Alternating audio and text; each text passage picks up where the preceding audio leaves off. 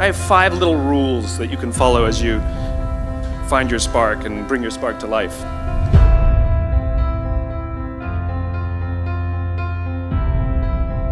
The first is to go after the things that you want. Let me tell you a story. So a friend of mine and I, we went for a run in Central Park.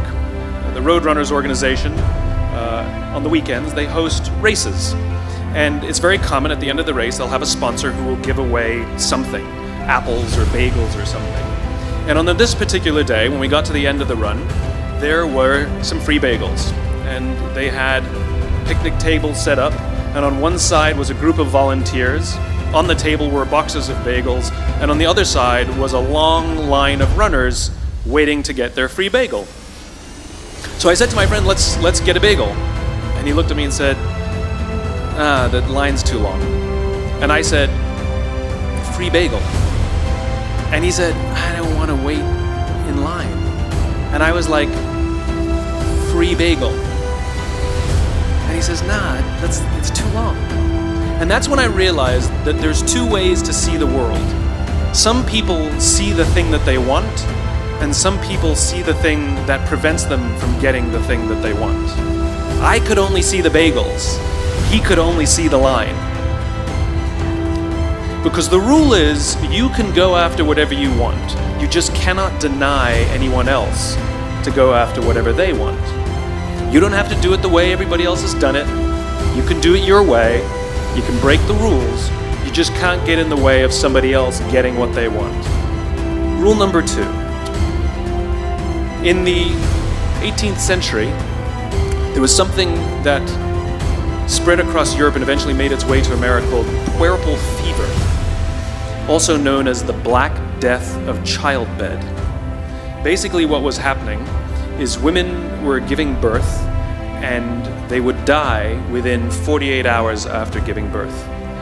This Black Death of childbirth was the ravage of Europe, and it got worse and worse and worse over the course of over a century. And these doctors and men of science wanted to study and try and find the reason for this Black Death of childbed, and so they got to work studying, and they would study the corpses of the women who had died. And in the morning they would conduct autopsies, and then in the afternoon they would go and deliver babies and finish their rounds. And it wasn't until somewhere in the mid-1800s that Dr. Oliver Wendell Holmes realized that all of these doctors who were conducting autopsies in the morning weren't washing their hands before they delivered babies in the afternoon. And he pointed it out and said, guys, you're the problem. And they ignored him and called him crazy for 30 years. Until finally somebody realized that if they simply washed their hands, it would go away. And that's exactly what happened. When they started sterilizing their instruments and washing their hands, the Black Death of childbed disappeared. The lesson here is, sometimes you're the problem. Take accountability for your actions. You can take all the credit in the world for the things that you do right, as long as you also take responsibility for the things you do wrong. It must be a balanced equation. You don't get it one way and not the other. You get to take credit when you also take accountability. Lesson 3, take care of each other. The United States Navy SEALs are perhaps the most elite warriors in the world. And one of the SEALs was asked, who makes it through the selection process? Who is able to become a SEAL? And his answer was, I can't tell you the kind of person that becomes a SEAL. I can't tell you the kind of person that makes it through BUD/S. But I can tell you the kind of people who don't become SEALs. He says the guys that show up with huge, bulging muscles, covered in tattoos, who want to prove to the world how tough they are, none of them make it through. He said the preening leaders who like to delegate all their responsibility and never do anything themselves, none of them make it through. He says some of the guys that make it through are skinny and scrawny. He said some of the guys that make it through, you will see them shivering out of fear.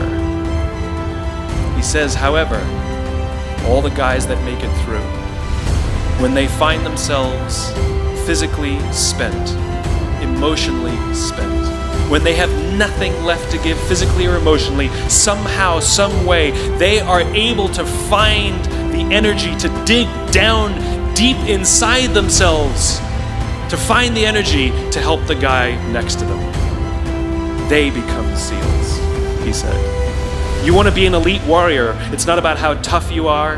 It's not about how smart you are. It's not about how fast you are. If you want to be an elite warrior, you better get really, really good at helping the person to the left of you and helping the person to the right of you. Because that's how people advance in the world. The world is too dangerous and the world is too difficult for you to think that you can do these things alone. If you find your spark, I commend you. Now, who are you going to ask for help, and when are you going to accept help when it's offered? Learn that skill. Learn by practicing helping each other. It'll be the single most valuable thing you ever learn in your entire life. To accept help when it's offered and to ask for it when you know that you can't do it. The amazing thing is, when you learn to ask for help, you'll discover that there are people all around you who've always wanted to help you. They just didn't think you needed it because you kept pretending that you had everything under control.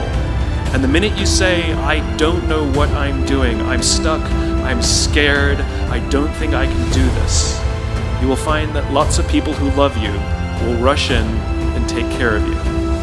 But that'll only happen if you learn to take care of them first. Lesson 4. Nelson Mandela is a particularly special case study in the leadership world because he is universally regarded as a great leader. He was actually the son of a tribal chief, and he was asked one day, how did you learn to be a great leader? And he responded that he would go with his father to tribal meetings, and he remembers two things when his father would meet with other elders. One, they would always sit in a circle, and two, his father was always the last to speak. You will be told your whole life that you need to learn to listen. I would say that you need to learn to be the last to speak. I see it in boardrooms every day of the week. Even people who consider themselves good leaders, who may actually be decent leaders, will walk into a room and say, here's the problem, here's what I think, but I'm interested in your opinion, let's go around the room. It's too late. The skill to hold your opinions to yourself until everyone has spoken does two things. One, it gives everybody else the feeling that they have been heard.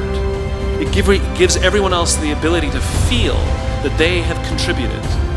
And two, you get the benefit of hearing what everybody else has to think before you render your opinion. To keep your opinions to yourself. If you agree with somebody, don't nod yes. If you disagree with somebody, don't nod no. Simply sit there, take it all in, and the only thing you're allowed to do is ask questions so that you can understand what they mean and why they have the opinion that they have.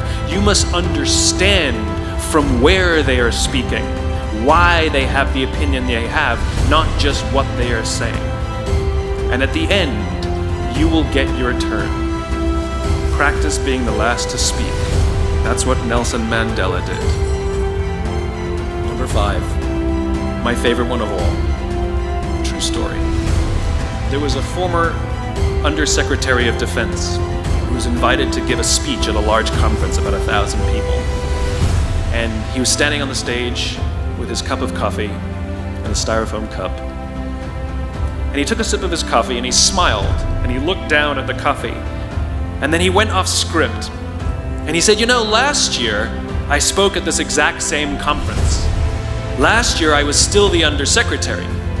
And when I spoke here last year, they flew me here business class.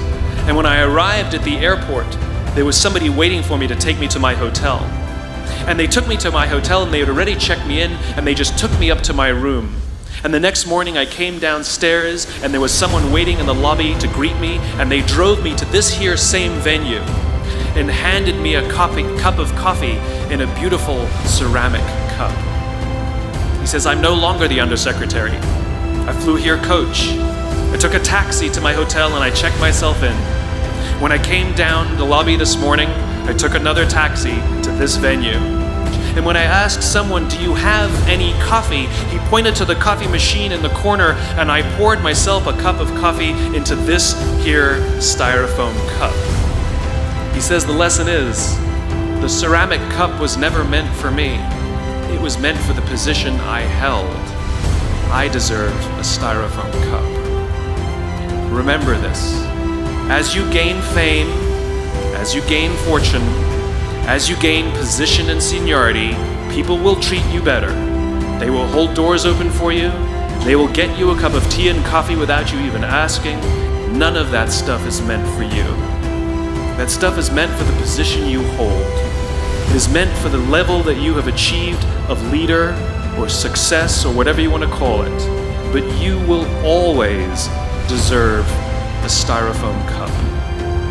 Remember that lesson of humility and gratitude. You can accept all the free stuff. You can accept all the perks. Absolutely, you can enjoy them. But just be grateful for them and know that they're not for you. Thank you very, very much, guys. You're wonderful.